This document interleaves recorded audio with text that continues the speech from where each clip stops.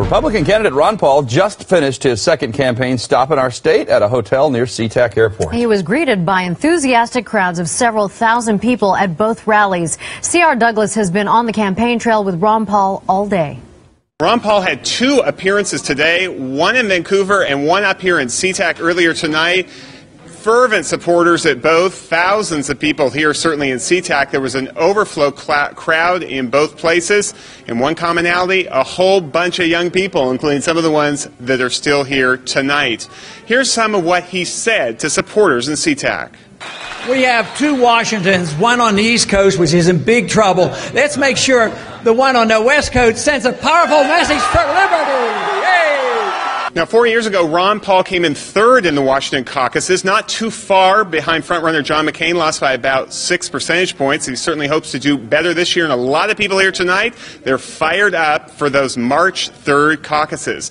Now, earlier tonight, down in Vancouver, I had a chance to go one-on-one with the candidate. Here's what he told me. You want to cut $1 trillion from the federal budget immediately. Do you risk job growth if you do that so fast?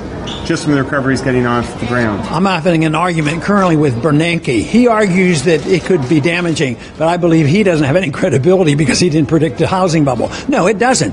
And the example I use is we brought 10 million people home from World War II. We cut 60% of our budget, cut taxes by 30%, and we had economic growth for the first time in about 17 years. So I would say no. People think because the government's not spending the money that it would be a negative, but when the government spends the money, it's a double negative. First, they take the money from the people. Then when they spend it, it's not well spent. But if the people spend $1 trillion, it'll be wisely spent. How do you win a state like Washington that polls show most support abortion, most support gay marriage? You don't.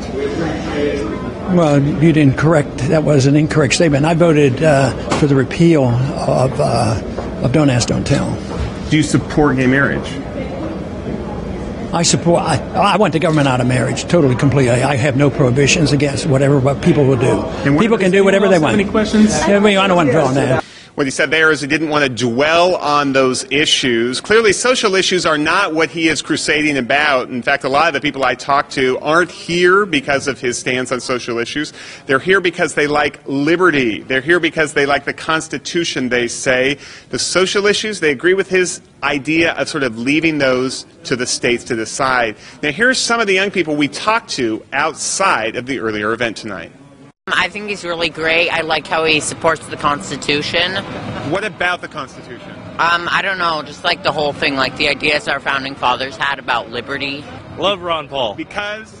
He's the only honest candidate that I've had the opportunity to vote for within my lifetime. I look at his voting record, and I feel like it speaks for itself. So again, a lot of fervent Ron Paul supporters here. They like him in SeaTac. They liked him earlier in Vancouver, and no doubt there'll be big crowds tomorrow in Richland. I'm C.R. Douglas.